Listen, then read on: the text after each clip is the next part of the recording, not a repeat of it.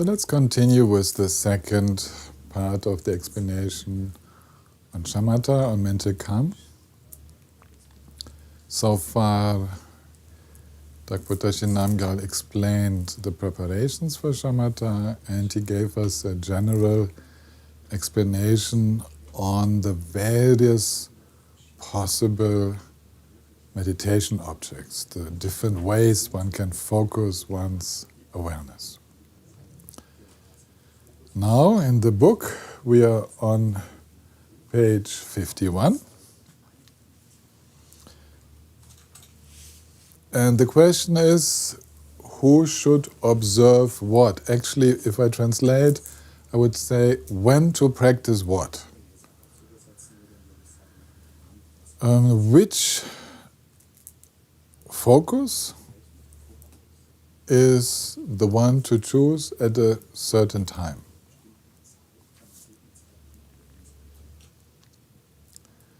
And the answer of Tashi Namgyal is simply that all afflictions, whether we talk about attachment, aggression, bewilderment, pride, excessive thinking, and the various types of confusion, they each have a corresponding focus of meditation which helps to purify. Now, that needs a lot of experience to know which is the best focus for me when I'm in a certain trouble, emotional trouble.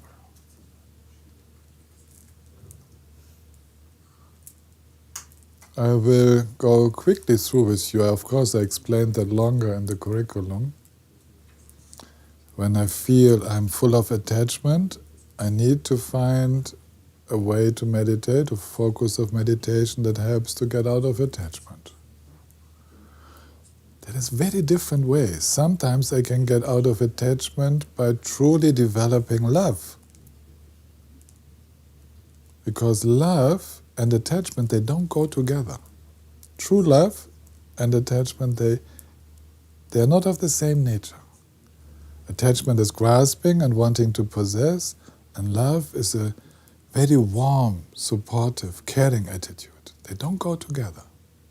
Sometimes when I'm in attachment, I can work with becoming aware of the changing and permanent nature of that what I'm attached to, or the person I'm attached to. But I can also contemplate on the impermanent changing nature of the one who gets attached. You see, you can choose, and you must try out the different examples which are given. And somehow I'm always in a kind of confusion. I sit down to meditation confused. So I have to find out what will help to clarify this confusion. I might be confused about just which impact my own thinking has, my own interpretations have in how I live the situation. So I have to relax those formative forces, the impact of my own influence, my own interpretation of the situation. I'm confused about just how much the clinging to myself as being so important influences the situation. Just how much I'm taking everything personal. And how much that's responsible for the present state of tension. I might be confused about interdependence, might not see just how interdependent our existence is, that there is no way out being influenced by causes and conditions around. To contemplate on that, to meditate that, relaxes my resistance to interdependence. I cannot actually be a separate self. I just don't manage to get away from sounds, from physical sensations, from whether other people like me or dislike me. All of that just can't get away. Even when I'm all alone, I carry the interdependence along. Because I'm all alone as a person in an interdependent situation with weather, temperature, food, and so on. Different conditions. So this confusion is very deep. I cling to solidity, like this ideal of a stable partnership, in spite of all evidence of change, of impermanence. So when I see that that is very present, I will definitely choose that as a focus for my practice. For example, the loss of a beloved one is very painful if there was a confusion, an illusion as to the changing nature of the beloved one and our relationship. I need to meditate on that. I might be confused about the omnipresence of suffering, not seeing it, kind of looking for the escape. I might be confused about the origins of suffering. So I will need to meditate on just what causes the stress right now. There's a telephone call, my boss wants to see me tomorrow. So, stress. Why? And I see all these fears to have done something wrong, all the hopes to be promoted, the play of hope and fear arising with a simple stimulus. And this is stress. So I will meditate exactly with what helps there. I might feel very attached to sense pleasures, enchantment with sense pleasures.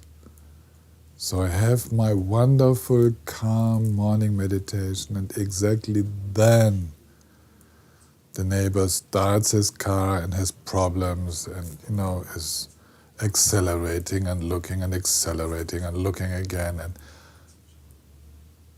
attachment to sense pleasure and the stress due to it. Or I'm in my calm morning meditation here in Grüner Baum and the neighbor decides above me, maybe above, decides to change the furniture in his room. And that happens, and it's the wrong moment. And then we meditate with that and how life is.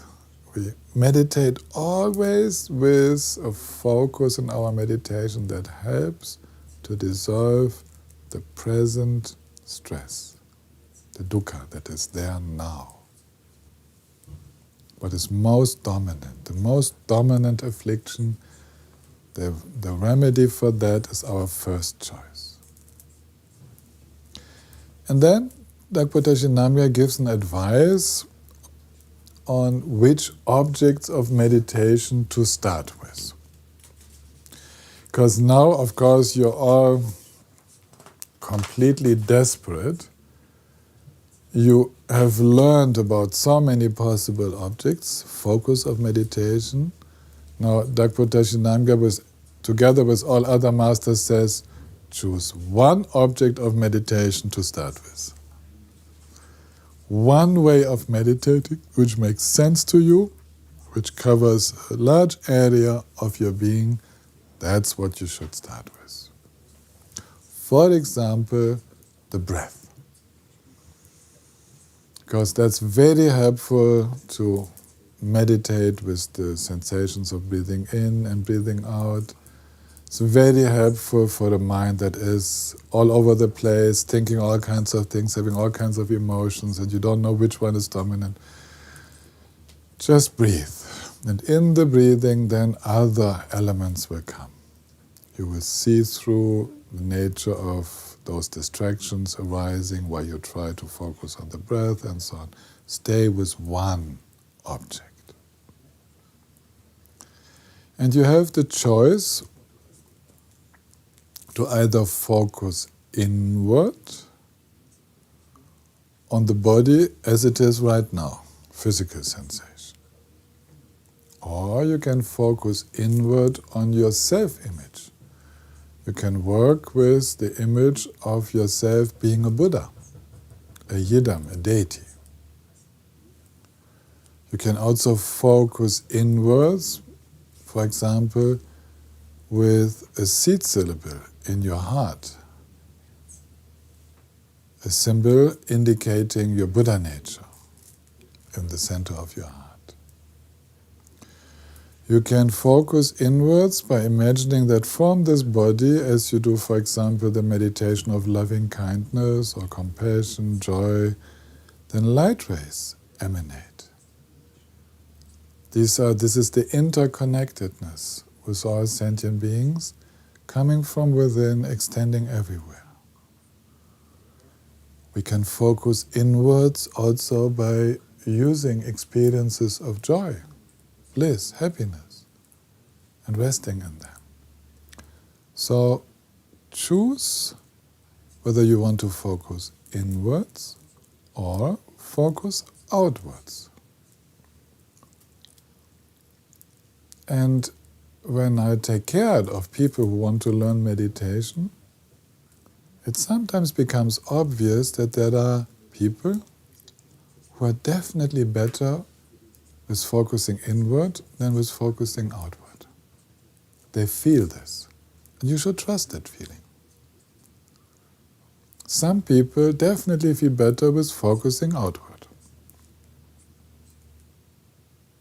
It takes the stress away of being too much in touch with oneself and the whole inner cinema and so on. So to have an outer focus, again, this would be called an outer ordinary visual focus. Ordinary because it's simply objects from nature, a bowl with roses.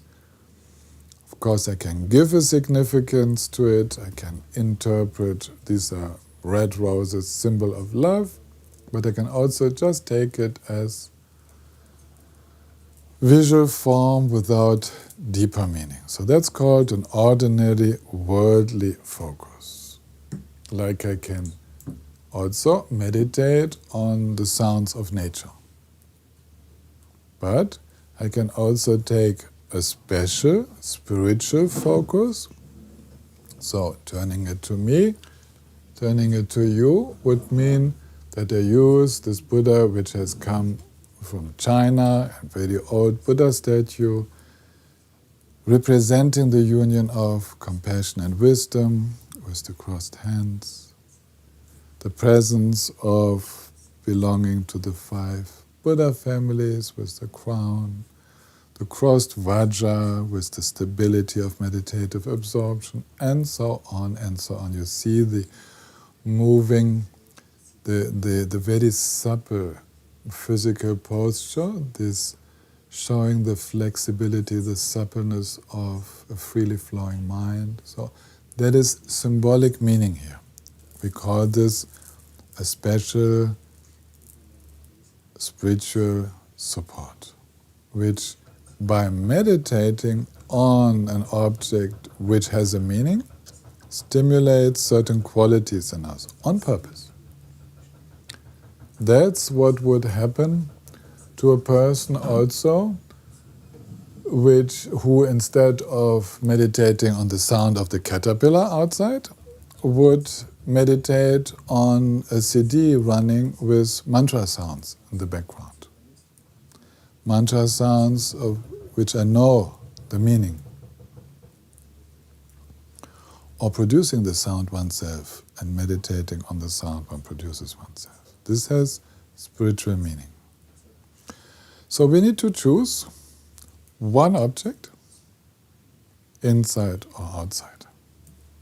And we start with that.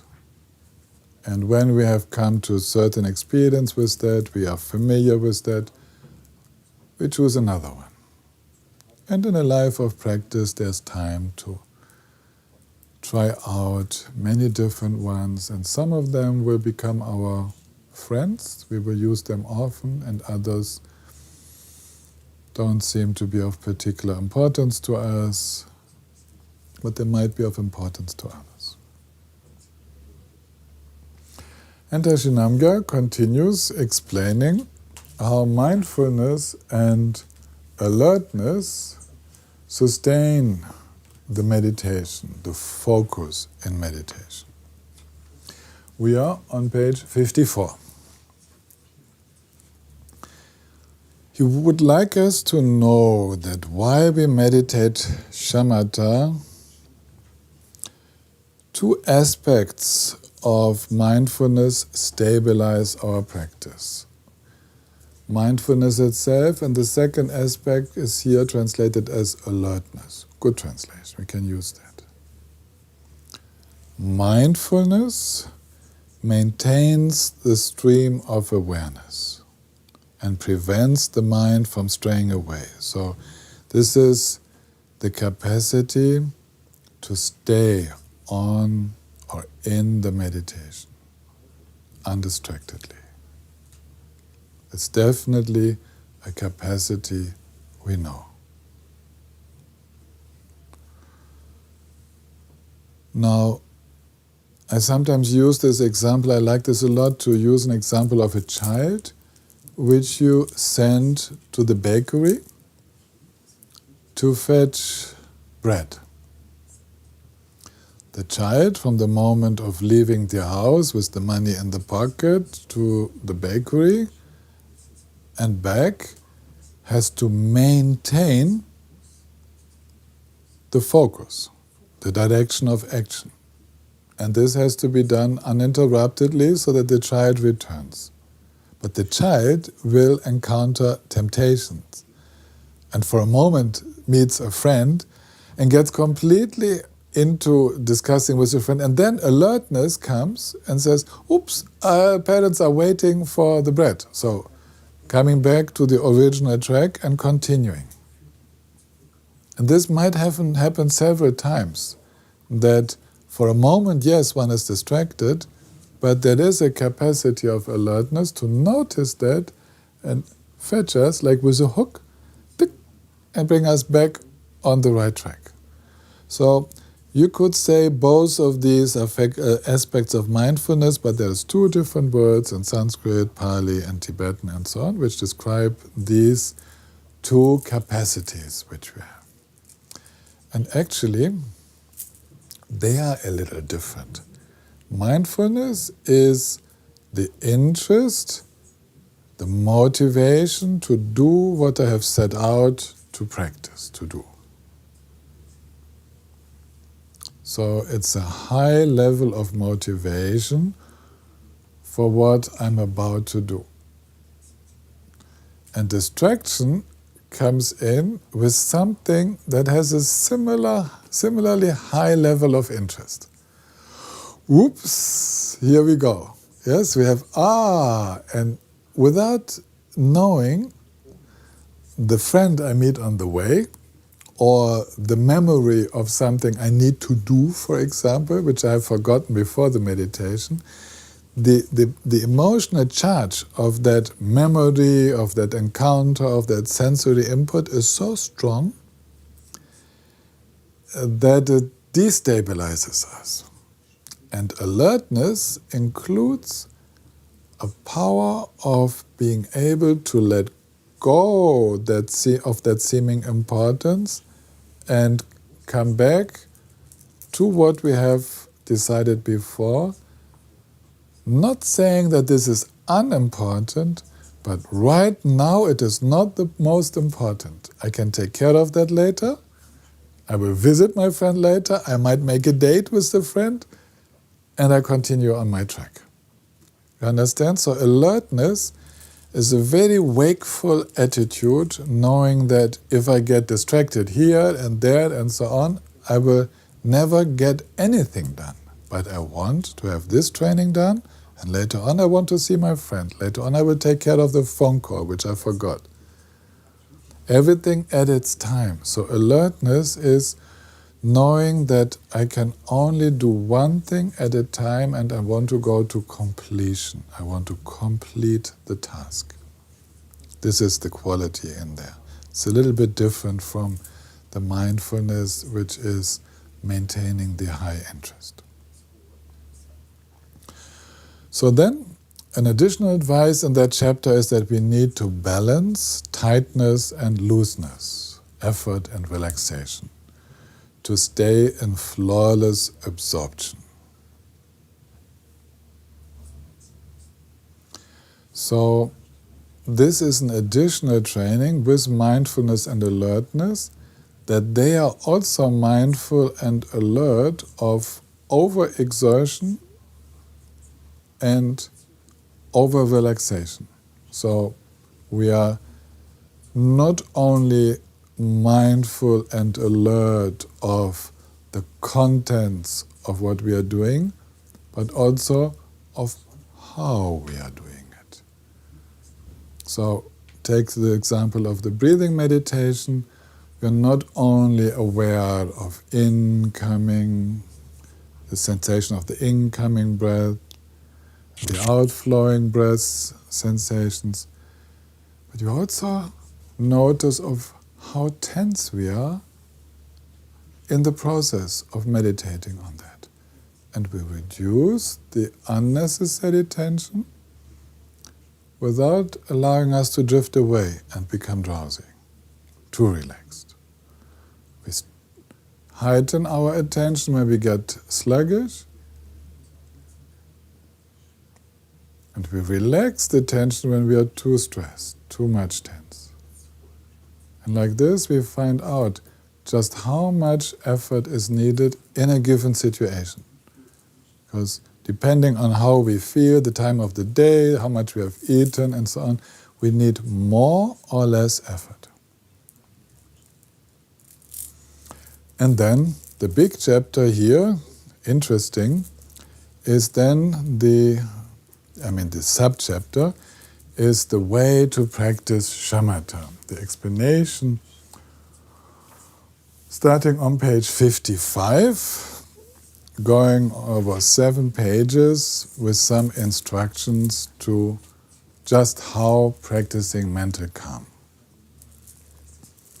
To summarize, we eliminate the 5 faults through 8 applications. This is already explained on page 24. We practice the 9 stages of calm abiding. First, we settle the mind. Then we learn to settle the mind continuously, so to have a continuity of presence. And as we get distracted, we practice renewed settling. So the continuity becomes more continuous still because we know how to always come back. Then we increase the settling of the mind and a deeper stability comes. Then we tame our monkey mind wanting to jump to other things by relaxation. We pacify the emotions interfering with the Shamatha practice, or the agitation, the emotional entanglement. We pacify, we stay with the meditation until we reach full pacification, where in the Shamatha practice, emotional afflictions do not arise anymore. And then we begin to experience one-pointedness, deep, undistracted presence. And when that one-pointedness does not need effort anymore, then we have reached the 9th stage, which is called equipoise, deep equanimity, effortless, natural equanimity. Just so.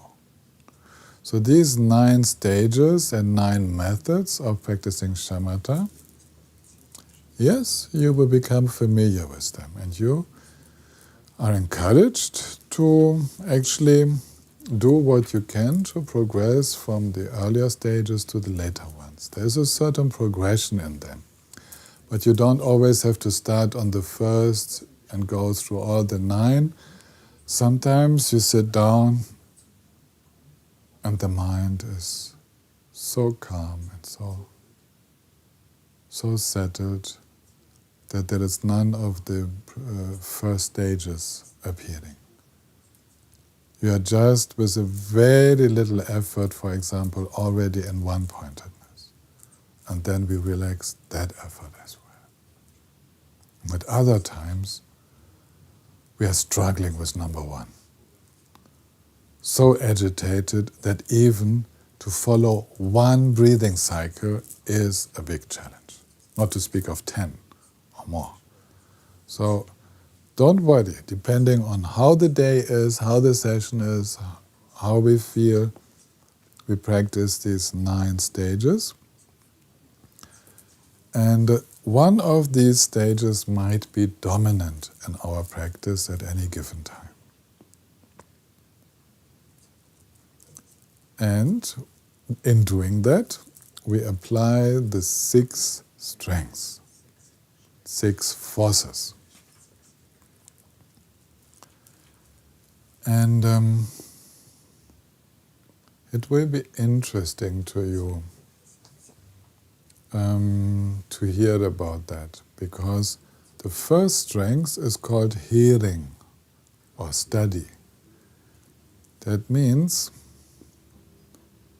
during the Shamatha practice, the practice of mental calm, I remember what I have learned.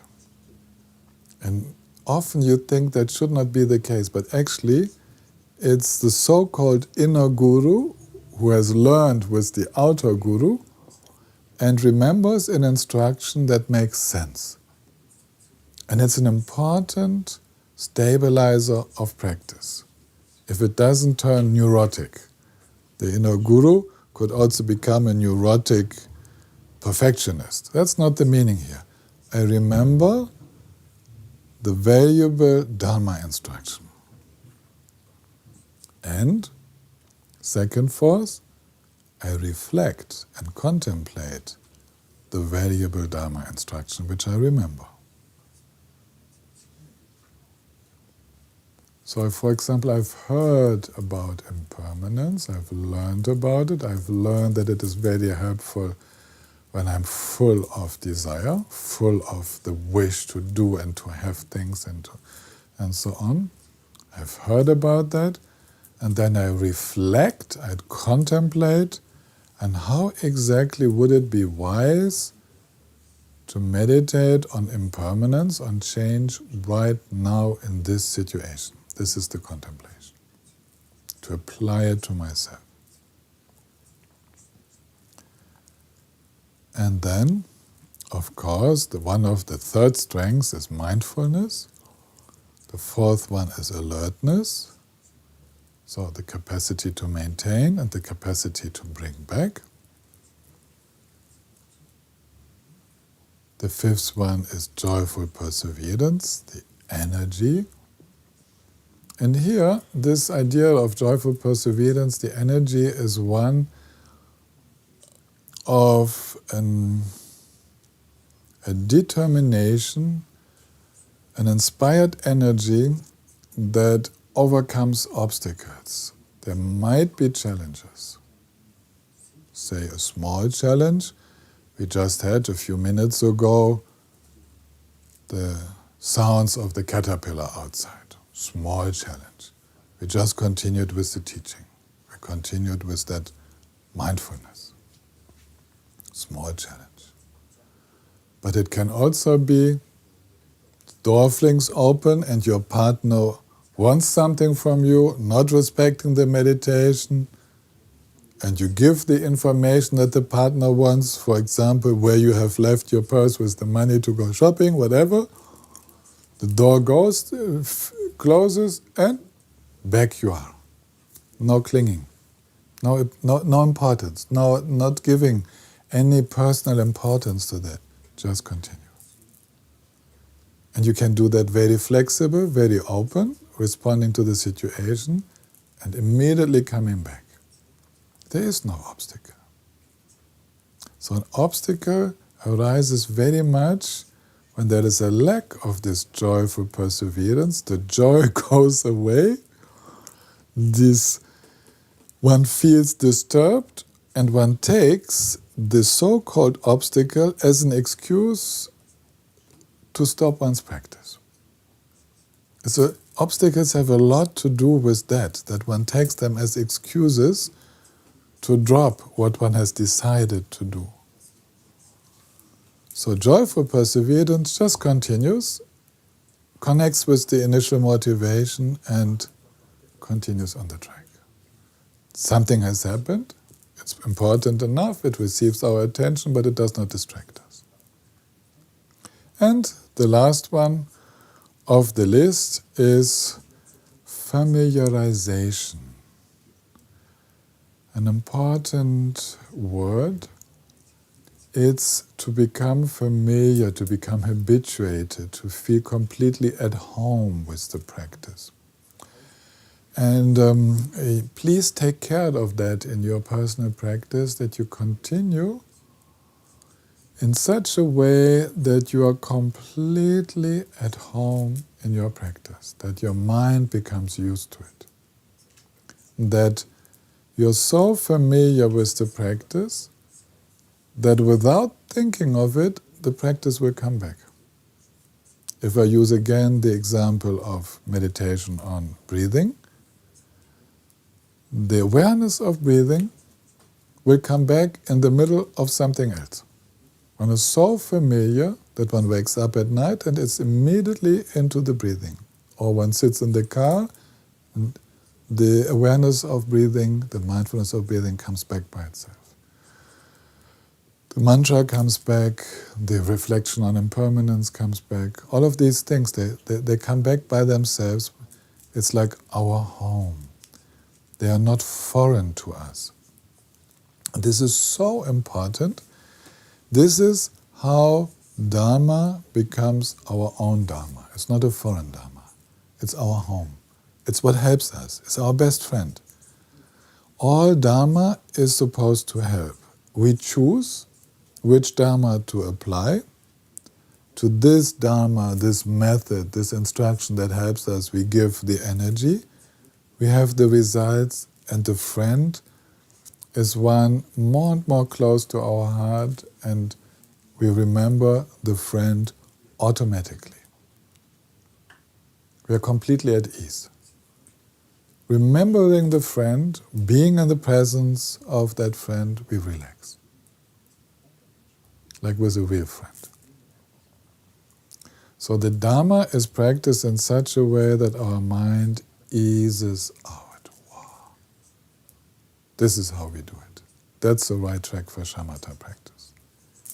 And for all other practice.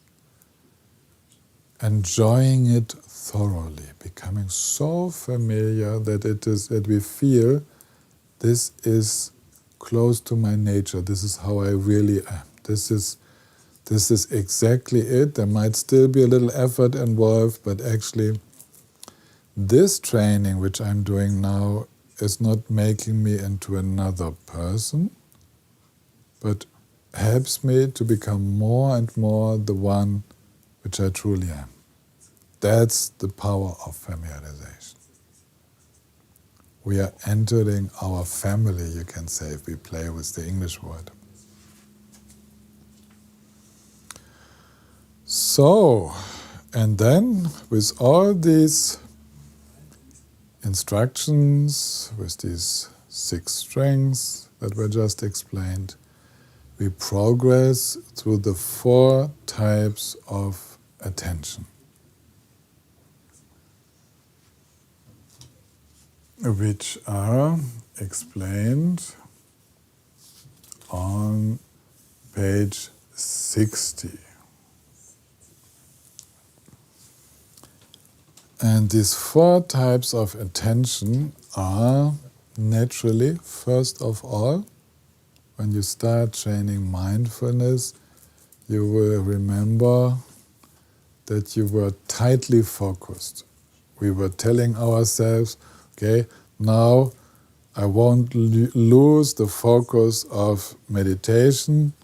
The teacher has taught me, for example, to practice with the breathing. And with all my effort,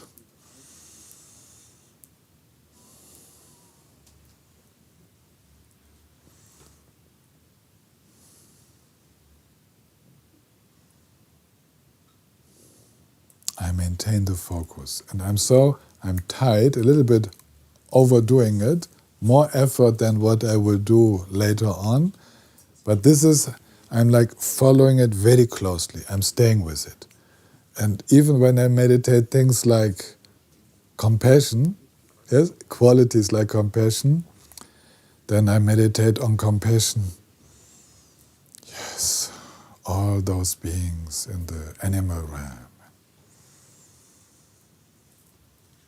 I take in their suffering and I send them all my love and support. And it's like you can see that this tightly focusing is a little overdoing it.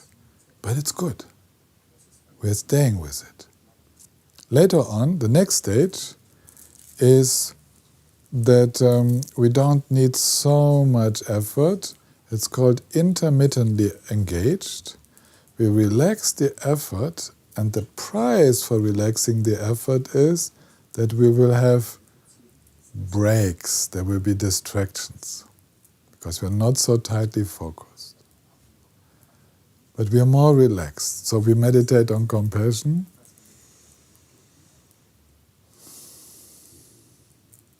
And in the middle of that, we think of the fact that the football season will start again. And we smile about it, we were relaxed, we come back to the meditation. We were not so tightly focused. We can now remain in the meditation much longer than before because we are more relaxed, but there are some gaps. And then, as we learn also to relax those distractions, and then we come to the third experience, the level of experience where we can remain uninterruptedly engaged for long times. In this phase, you will experience that you stay 1 hour, 1.5 hours, 2 hours, 3 hours, and so on, in your meditation without being distracted, just being uninterruptedly engaged. But you also notice that there is still a little bit of excess effort, that there is still maybe a motivation of wanting or of fascination or of being a little bit in love with oneself, meditating and making these experiences. So you relax that more and more, and then you come to the completely spontaneous presence, which is uninterrupted and effortless. And this spontaneous, uninterrupted presence does not leave us day and night. You cannot even chase it away. It's the natural quality of mind to notice whatever is going on. You notice all the thinking processes, the various sensations. There's no distraction. You're always with it. So this is a very highly developed form of being present. Here translated as attention. But actually it's the presence we are talking about. The presence to what is the main focus of our practice. Now imagine, and this is a personal addition of my own, imagine that the focus of your practice is bodhicitta, a Sanskrit word which means awakened mind. That in the Shamatha practice, we take bodhicitta the way an awakened person perceives the world. we take that as our main inspiration. For example, some people meditating on the Chenrezig practice with the Buddha of compassion in this incredible wisdom, this unlimited wisdom, where compassion and wisdom completely unite.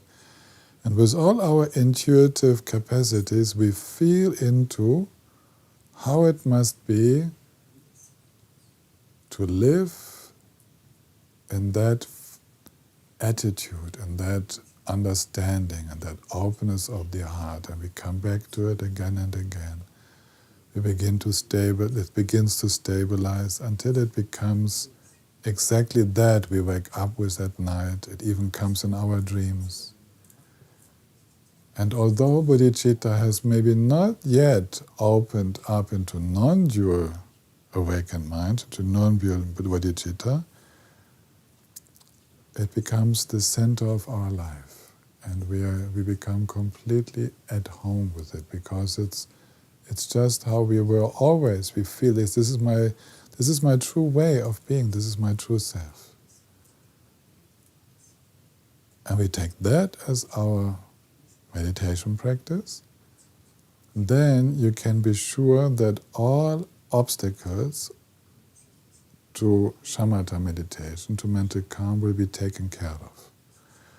Because there is no obstacle, no hindrance in meditation that is not connected to self-importance. Now, when we directly meditate in that where there is no self-importance, in the bodhicitta mind, then the obstacles have no nourishment. They don't get any encouragement. There is no one interested. We are much more interested. We are so drawn into that open state of mind where love, compassion, wisdom, understanding, all of that just flow together. They become one quality of open, warm being, that nothing catches hold. And our mind wants to go there, because that's the closest we have to our nature right then. The only state of mind that is closer to our natural being is when in that bodhicitta, the remaining feeling of someone meditating, someone experiencing bodhicitta, when that also dissolves. So we are already as close as it can be, because we are meditating in awakened mind, still with a certain degree of projection, of intuition, of not really knowing yet, but feeling our way into it. And it is called the supreme of all objects, of all focuses of meditation, to be directed towards bodhicitta. And then the next teaching on Vipassana, on insight, will take care of the remaining self-centeredness, which still makes that bodhicitta that we experience in shamatha artificial.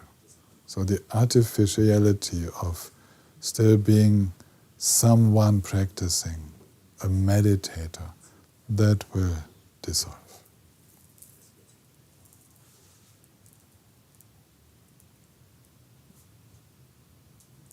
Thank you very much.